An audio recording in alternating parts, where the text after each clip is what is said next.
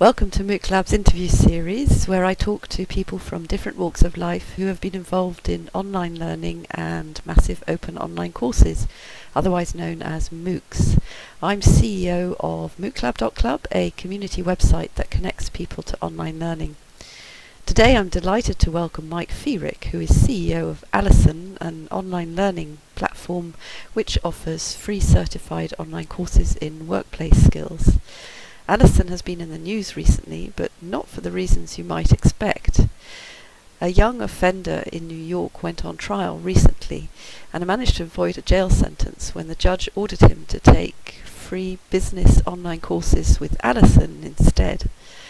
Today I'll be talking to Mike about this court case and about online courses and how they can be used as a correctional method to prevent people from reoffending.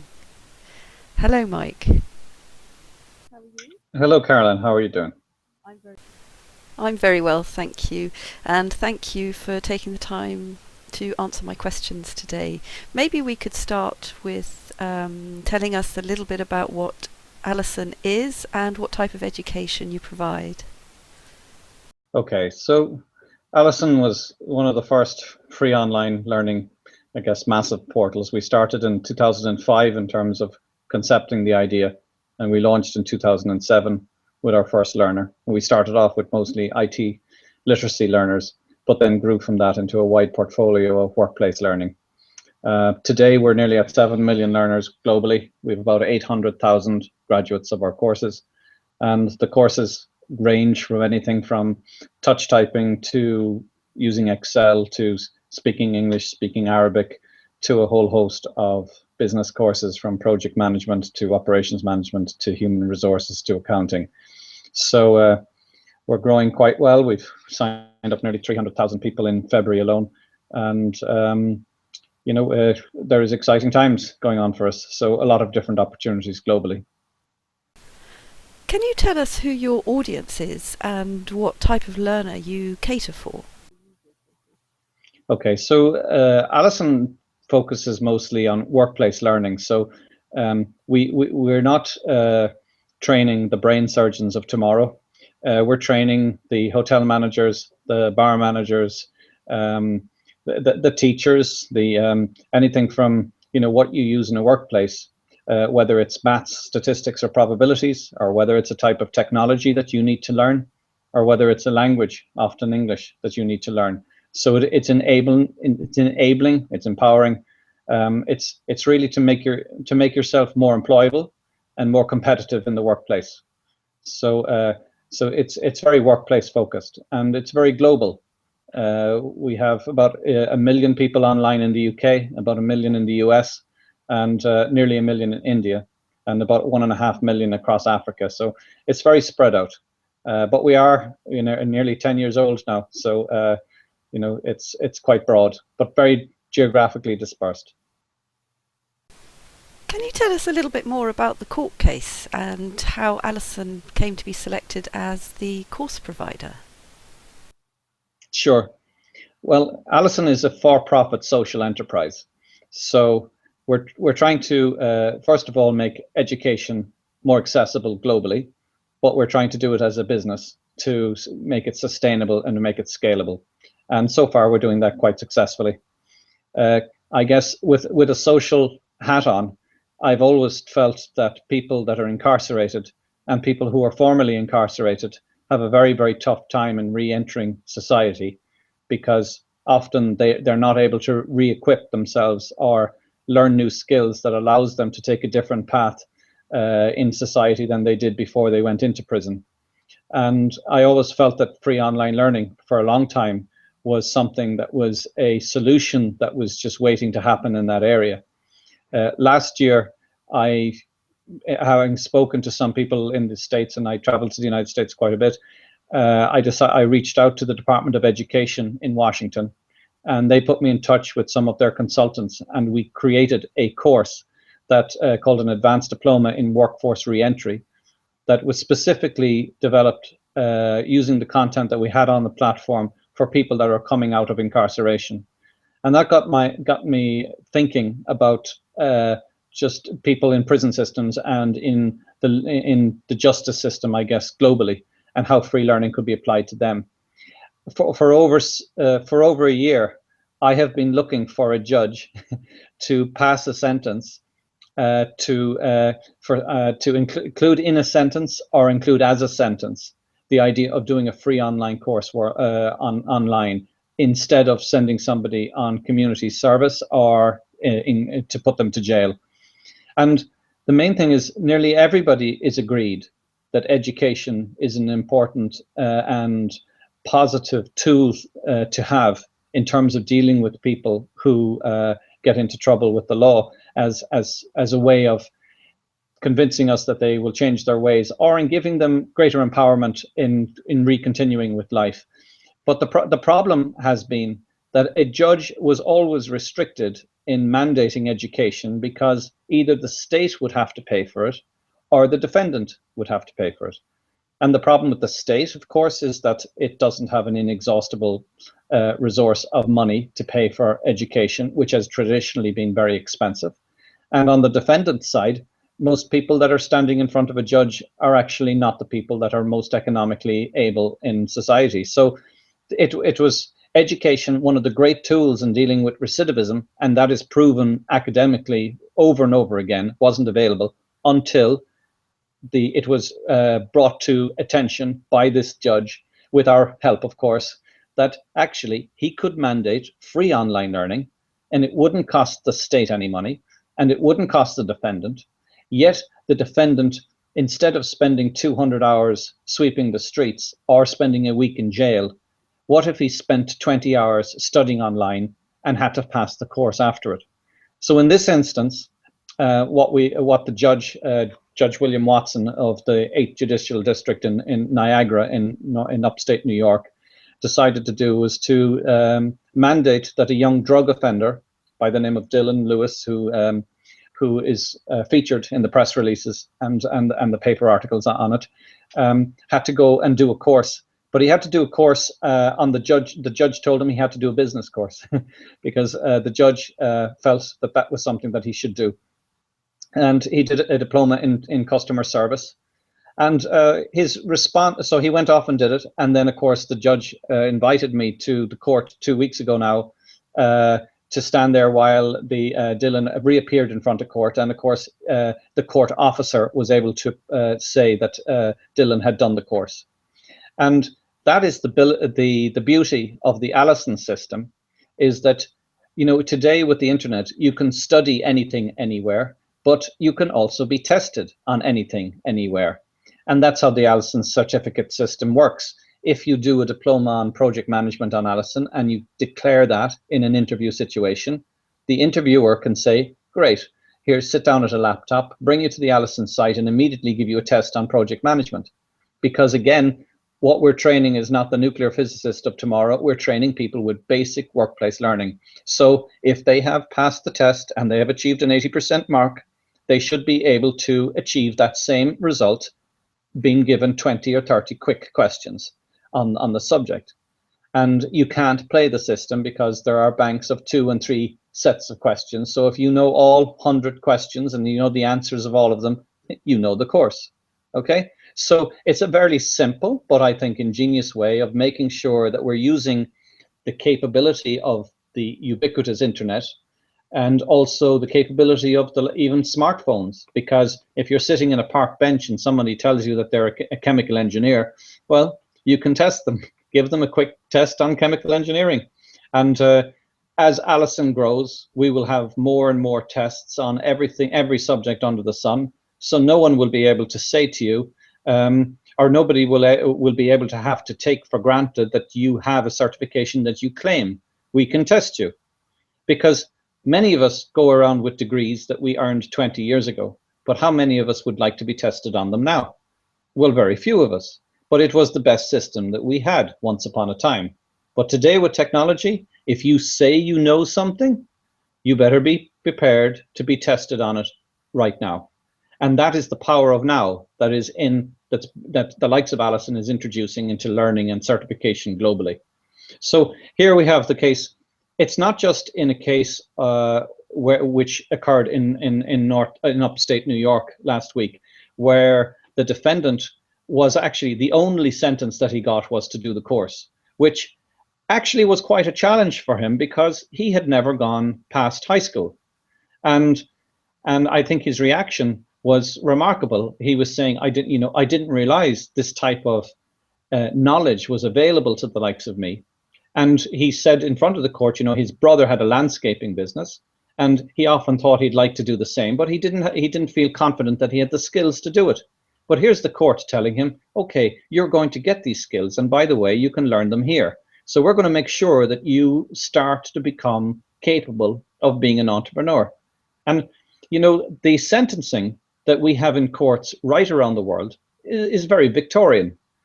Put people behind bars, take people off the streets, when really we know that when these people come out, 50% plus in most countries around the world reoffend.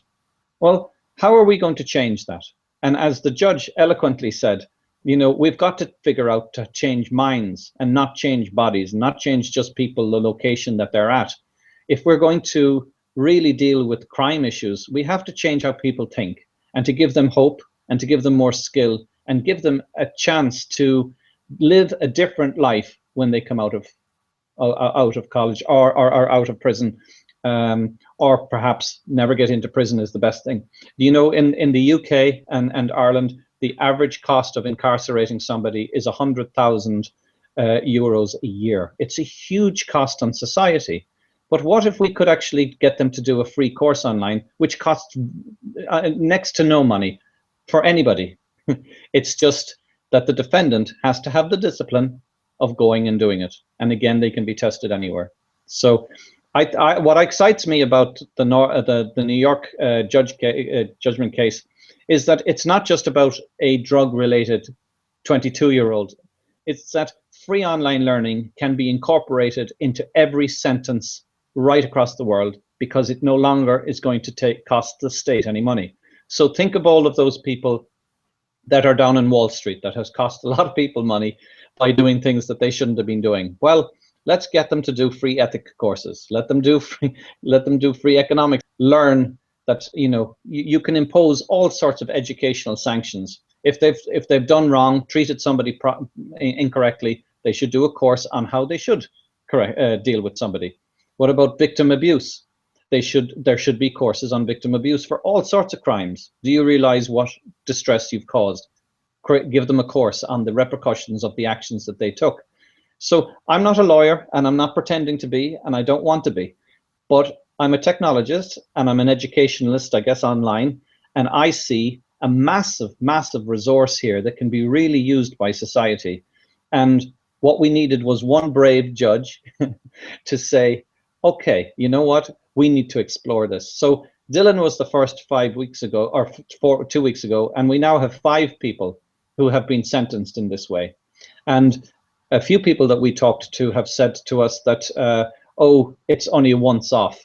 So come back to us when it's more than once off. But now we have law journals across America writing articles on, and I think that we will have the justice system in the UK and in other countries picking up on this and saying, this is a very good idea. It doesn't cost anybody. And, instead of 200 hours sweeping the street, how about having these people, educate themselves? And did you persuade the judge? How did the judge become aware that ALISON courses? Okay, so in cooperation with the Department of Education in Washington, within the Department of Education in Washington, there is a Department of Corrections Education. And they worked with us and identified a number of consultants who were working in this area. And for the last 6 months, we have been reaching out to these people who run educational programs across a number of US states. So we've been getting to know and understand the educational requirement and the educational possibilities among incarcerated and formerly incarcerated people across the states. And through that network, that we came across this particular judge. But I must add that he is, in fairness, he was the first to do this, but we have other judges in other states that are very interested in following through on this. And did you manage to actually speak to Dylan yourself? Oh yes, oh yes. And did he share with you at all how he perceived the experience of learning online? He did, and in fairness, I think that he was taken as we told him he was a guinea pig, and he was happy to do that and sign up to it.